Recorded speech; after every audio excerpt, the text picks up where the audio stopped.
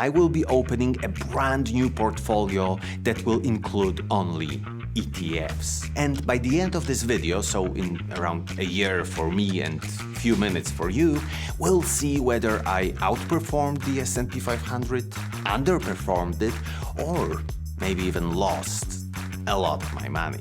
And we will not just choose ETFs randomly.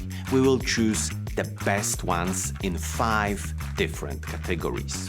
We will create a portfolio with ETFs with the lowest expense ratio, so the costs of running these investments are the lowest. Then we will choose ETFs that showed best historical results. Then we will concentrate a bit more on passive income and choose ETFs with the best 4-year average dividend yield and also best dividend growth in the last 5 years. And finally, we will choose the best all-around ETFs and create a separate portfolio of just them. Okay, so let's do it. Here is a portfolio with ETFs that have the lowest expense ratio. We see here ETFs like FTSE Developed Markets, S&P 1500, Developed World excluding USA, and S&P 500 by Spider. Great. Next, let's create another portfolio with ETFs that show the best 10-year total returns in the last decade. Here we have iShares Global Tech, New York Stock Exchange Technology ETF, Information Technology, and finally iShares Semiconductor ETF and VanEck Semiconductor ETF. So basically only ETFs that concentrate on technology. They had a great run in the last 10 years, but will it continue? Well, our little experiment should give us the answer. Next, let's create the third portfolio constructed with ETFs with the best 4-year average dividend yield. So when it comes to dividends, we have Alerian Energy Infrastructure, Global Select Dividend Index, Latin America 40, and finally Brazil ETF and Taiwan ETF. So here we have not only ETFs that concentrate on dividends, but also some ETFs that concentrate on companies in a specific geographical region. But if we are going to invest for the long term, we can also concentrate on 5-year dividend growth. Here we have mid-cap growth, Mexico, precious metals, France, silver mines, and finally China technology. These ETFs had great results in the last 5 years, but they definitely seem risky. And finally, let's create our last portfolio with the best all-around ETFs. You can find out how I chose those ETFs by watching my video in which I ranked best ETFs. Here we have S&P 500, Energy Infrastructure, American Industrial, and also iShares Semiconductor ETF and VanEck Semiconductor ETF.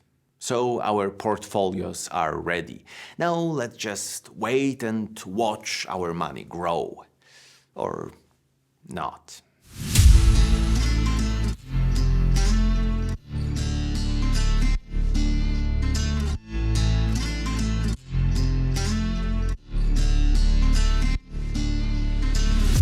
Hello, welcome back 1 year later. So let's see which type of ETF portfolio actually did the best. 5th place goes to the ETFs with the lowest expense ratio, 24.57% total return. So the cheapest ETFs to run did the worst of the 5, but even they beat VOO, the S&P 500 ETF, which returned around 22.8% over the same year. And what's fascinating is that every ETF in this portfolio returned somewhere between 22 and 29%. Taking care of your costs looks like a really wise decision. But let's see the other portfolios, which, as we already know, all beat the S&P 500 too. Quick note before we continue. This video isn't sponsored, and videos like these are made possible by premium members of Stock Investing Academy, a platform built for clarity. You get company analysis, screening tools, valuation models, and the full portfolio history of all 15 elite investors. No noise, no distractions. If you want clarity in your investing, this is built for you. And the best part, first month is free and you can cancel anytime. Now, back to the video. Fourth place goes to the 5-year dividend growth portfolio. 36.53% total return. And this place is not really surprising because if you are chasing dividend growth, you need to hold for a lot longer than 1 year to see it play out. The only thing that surprised me here is how well these ETFs did, beating the S&P 500 by a really meaningful margin. And here we see that the individual ETFs are all over the place. The worst performer is the China Internet ETF, down 13.7%. Even after dividends. The best is the Junior Gold Miners ETF, up 82%. Right behind it, Junior Silver Miners, which is up 72%, and VanEck Gold Miners ETF, which is up 64%. We all know gold had a strong run recently, and if you held these, you did exceptionally well. Third place goes to the 4-year dividend yield portfolio, 36.55% total return, almost exactly the same result as dividend growth. So we can say that if you invested in dividend ETFs, you did really, really well this year. But here the difference between best and worst is much tighter. The worst is up 24.1%, the best is up 74.8%. And that is the Taiwan ETF. And also the Colombia ETF did really nicely too. And when we benchmark this portfolio against VOO, the difference is huge, around 13 points. But the bigger story is dividends. This portfolio paid a 4.9% yield, easily the best of all 5, which is not surprising since it's built entirely around the highest yielding ETFs available. Second place goes to the best overall ETFs. 38.35% total return. The fact that the best overall ETFs landed in second place is actually a positive surprise, because when you build a portfolio out of what's rated best overall, you're not chasing anything exceptional. You're building something that's not outstanding in any one thing, but solid at everything. But this portfolio overperformed this year. Again, we see that the China Internet ETF is down 13.7%.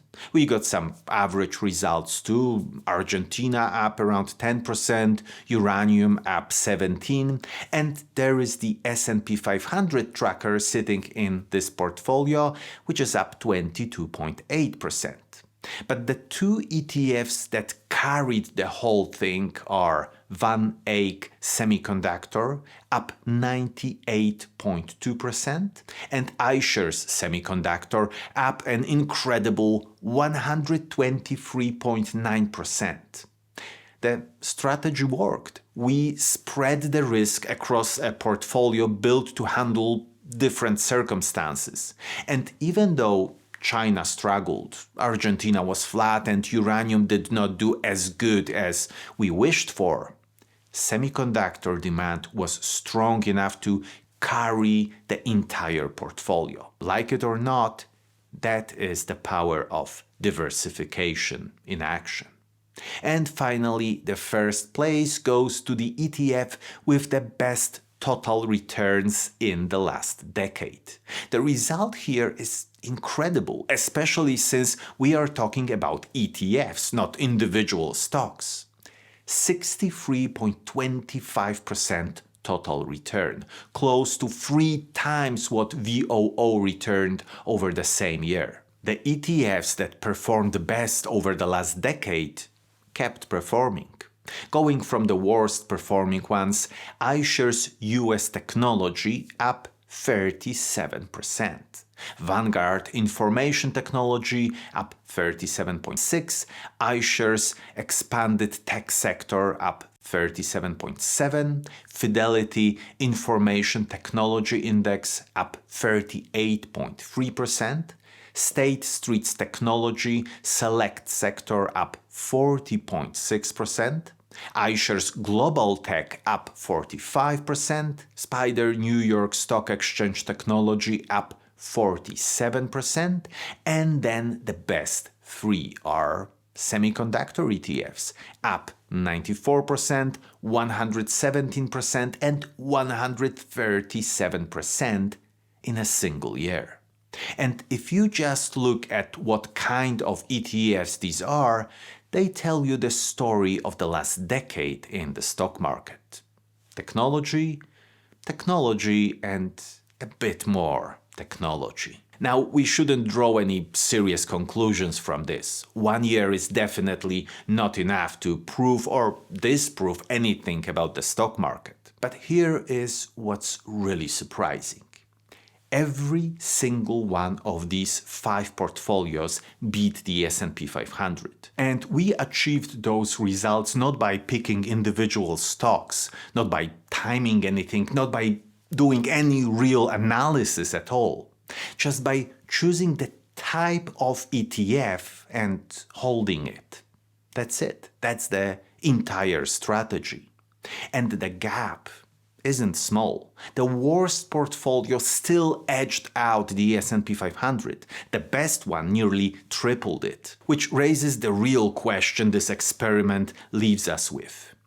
If simply picking a category of ETFs and doing nothing else can produce results like this, how much of beating the market is really just being in the right part of it at the right time?